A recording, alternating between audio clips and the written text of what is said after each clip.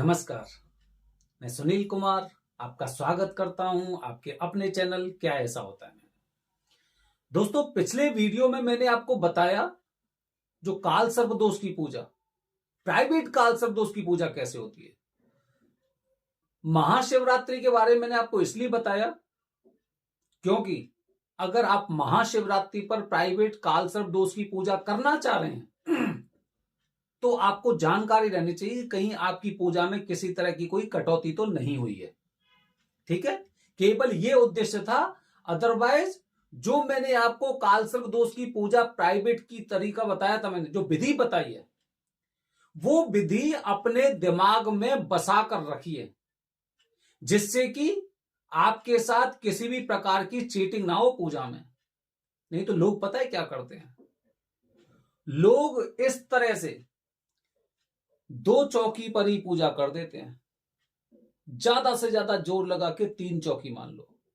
ठीक है, इस तरह से 5 चौकी आपको नहीं मिलेंगी।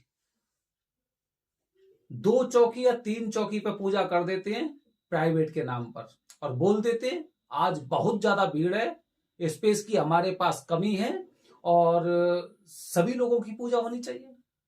सभी लोगों की पूजा होनी चाहिए तो आपने इतनी पूजा क्यों ली?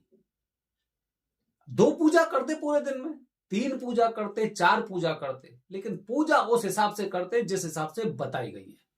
जिसके लिए त्र्यंबकेश्वर के लिए ना सब लोग आते हैं पूजा करने, नाम सुनकर आते हैं।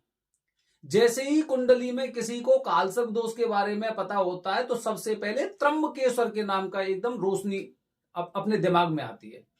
सबसे पहली किरण आएगी त्र्यंबकेश्वर की कि हमें त्र्यंबकेश्वर में पूजा करने जाना है। और त्र्यंबकेश्वर में भी अगर उचित विधि नहीं हुई तो आप क्या फायदा?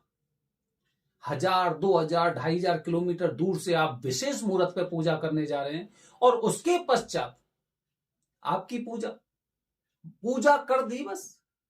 नहीं, वो हमें नहीं करना है, वो आप करिए और जिसके साथ करना है करिए।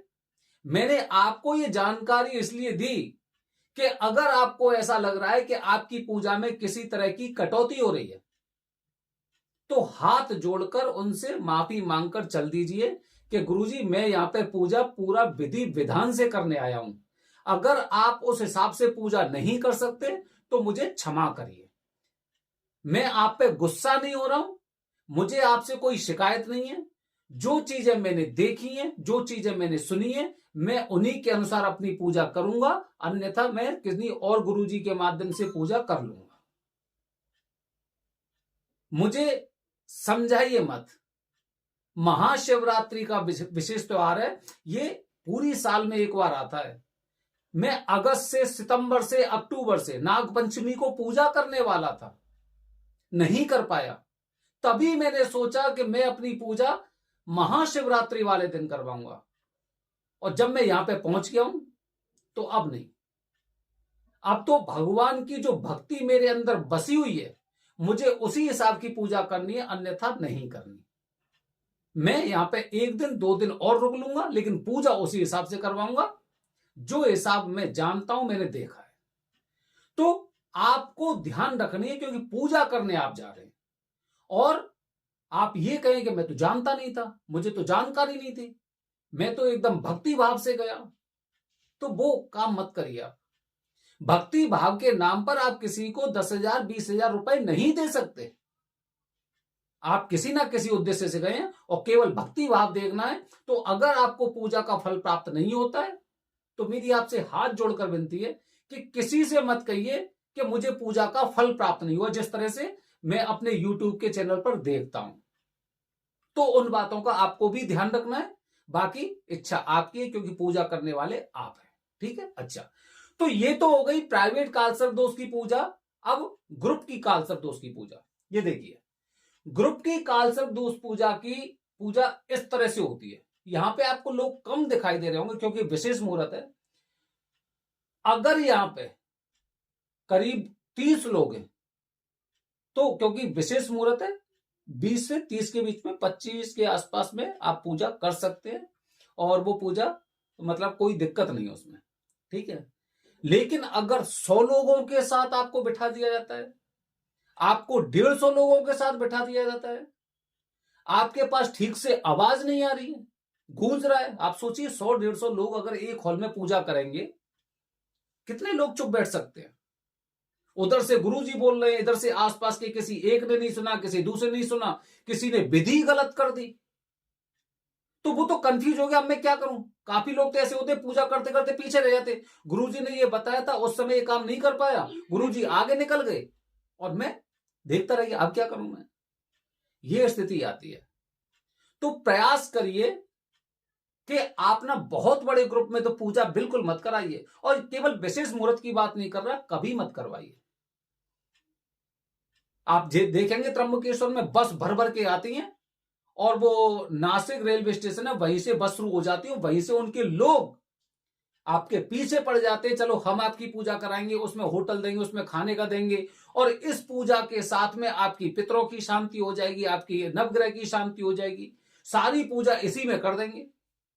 हम खुश हो जाते हैं, क्योंकि हमें तो जानकारी नहीं है, सारी पूजा का नाम ले दिया, बस मन में वो फ्री की चीजें दिखाई देती है, बस कि फ्री में कुछ भी मिल रहा है, ट्राई कर लो, चेक कर लो, और चेक कर जैसे ही इंसान करता है उसे फंस जाता है उसमें। देखिए, आपने भी देखा होगा नेटवर्किंग का काम कैसा होता है, एक बार आप घुसे, सबसे पहले तो आपको बहुत अच्छे सपने दिखाई जाते हैं, और जैसे ही आप उसमें घुसते हैं तो आप सोचते हैं तो भैया ये क्या काम कर लिया, ये तो बहुत गलत कार्य कर लिया। तो इस तरह से उन चक्करों में मत पड़िए।